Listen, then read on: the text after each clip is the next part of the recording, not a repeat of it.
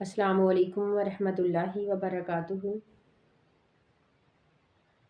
सबसे पहले तो अल्लाह ताला का लाख लाख शुक्र कि अल्लाह ताला ने हमें इस्लाम जैसी नेमत से नवाजा, हमें इबादत करने के मखसूस तरीके बता दिए और ये कि इबादत का असल मकसद भी अल्लाह ताला की रज़ा हासिल करना है। तो हमें उन्हीं तरीक़ों को अपनाना चाहिए जिससे अल्लाह ताला हमसे राज़ी हो जाए और हमें अल्लाह ताला की रज़ा भी मिल जाए। शबान का महीना जो है ये बाबरकत महीनों में से एक महीना है।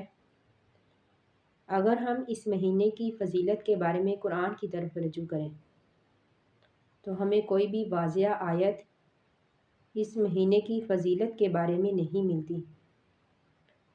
जैसा कि रमज़ान के बारे में अल्लाह ताला ने कुरान पाक में इरशाद फरमाया, शाहरु रमज़ान अल्लज़ी उन्ज़िला फ़ीहिल कुरान। हाँ, अलबत्ता अहादीस में इस महीने की फ़जीलत भी बयान हुई है और इस महीने की मखसूस इबादत जो अहादीस में बयान की गई है वो है रोज़े रखना। जैसा कि अबू दाऊद और निसाई की हदीस में है कि हज़रत उसामा बिन ज़ैद रज़ी अल्लाह तआला अन्हु बयान करते हैं कि मैंने नबी अकरम सल्लल्लाहु अलैहि वसल्लम से सवाल पूछा कि अल्लाह के रसूल, मैंने आपको कभी भी रमज़ान के अलावा किसी और महीने में इतने रोज़े रखते हुए नहीं देखा जैसा कि आप शबान में रखते हैं। तो आप सल्लल्लाहु अलैहि वसल्लम ने जवाब दिया कि ये ऐसा महीना है जिसकी फ़जीलत से लोग गाफिल हैं। हालांकि इस महीने में अमाल जो है अल्लाह ताला के सामने पेश किए जाते हैं और मैं ये उम्मीद करता हूँ कि जब मेरे अमाल अल्लाह ताला के सामने पेश किए जाए तो मैं रोज़े की हालत में हूँ। तो इसी तरह तिरमिज़ी की हदीस में है, हज़रत उम्मे सलमा रज़ी अल्लाह तआला अन्हा बयान करती हैं कि मैंने कभी भी नबी अकरम सल्लल्लाहु अलैहि वसल्लम को शबान और रमज़ान के अलावा लगातार रोज़े रखते हुए नहीं देखा। इसी तरह हज़रत अनस रज़ी अल्लाह तआला अन्हु बयान करते हैं कि मैंने नबी अकरम सल्लल्लाहु अलैहि वसल्लम से पूछा कि अल्लाह के रसूल, रमज़ान के बाद किस महीने के रोज़े रखना अफजल है? तो आप सल्लल्लाहु अलैहि वसल्लम ने जवाब दिया कि शबान के, ताकि हम रमज़ान से भरपूर फ़ायदा हासिल कर सकें। तो इसी तरह बाज़ लोगों ने इस महीने के बारे में कुछ ऐसी फ़जीलतें बना रखी हैं जो कि कुरान और अहादीस से साबित नहीं है। जैसा कि शब बारात। शब बारात का नाम ना तो कुरान में आया है और ना ही हदीस में, क्योंकि शब लफ्ज़ जो है ये अरबी का लफ्ज़ ही नहीं है। हमारे यहाँ आमतौर पर शब बारात जश्न के तौर पर मनाई जाती है। हालांकि जश्न के दो ही दिन कुरान पाक में बयान हुए हैं, वो हैं ईद उल फितर और ईद उल अज़हा। और बाज़ लोगों ने तो इस रात को मुर्दों की ईद करार दिया। उन लोगों का ये अकीदा है कि अगर कोई शब बारात से पहले मर जाए और लोग उस दिन हलवा पूरी पर या फिर चपाती पर उसका ख़त्म न दे तो वो मुर्दा जो है मुर्दों में शुमार नहीं होता, वो दरमियान में ही लटका रहता है।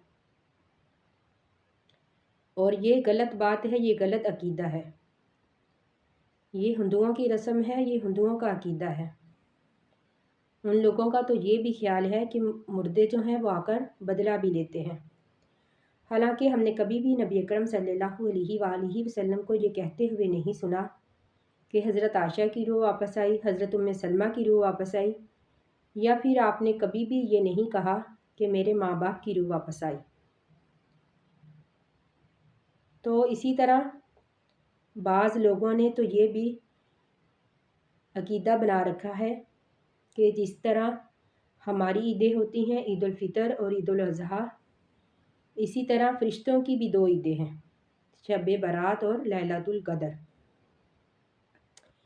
इसी तरह बाज़ लोग ये कहते हैं कि उस रात सालाना बजट तकसीम किए जाते हैं साल भर के।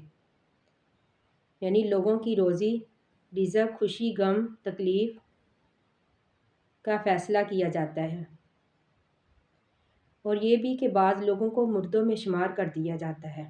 یہ ایک غلط بات ہے، ایسا کچھ بھی قرآن و احادیث سے ثابت نہیں ہے۔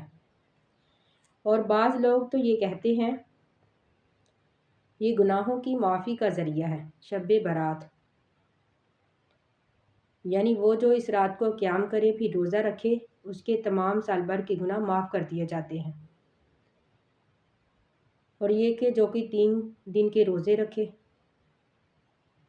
یعنی یہ 3 دن کے روزے رکھنا بھی قرآن و احادیث سے ثابت نہیں ہے۔ ہاں، ہمارے نبی اکرم صلی اللہ علیہ وآلہ وسلم نے روزے رکھے، لیکن مخصوص 3 دن کے نہیں۔ تو اسی طرح ہمیں انہی طریقوں کو اپنانا چاہیے جو کہ قرآن و احادیث سے ثابت ہے، ایسے طریقے جو ہمارے لیے باعث اجر بھی بنے اور باعث نجات بھی۔ ہمیں اس مہینے میں عبادت کرنی چاہیے، روزے رکھنے چاہیے، توبہ استغفار کرنی چاہیے، یعنی نیکیوں کو کثرت سے کرنا چاہیے تاکہ ہم رمضان کی برکات حاصل کر سکیں، رمضان سے بھرپور فائدہ اٹھا سکیں۔ تو اسی لیے اللہ تعالیٰ سے دعا ہے کہ اللہ تعالیٰ ہمیں انہی طریقوں کو اپنانے کی توفیق دے جو ہمارے لیے باعث اجر بنے۔ آخر دعوانا ان الحمد للہ رب العالمین۔ السلام علیکم ورحمۃ اللہ وبرکاتہ۔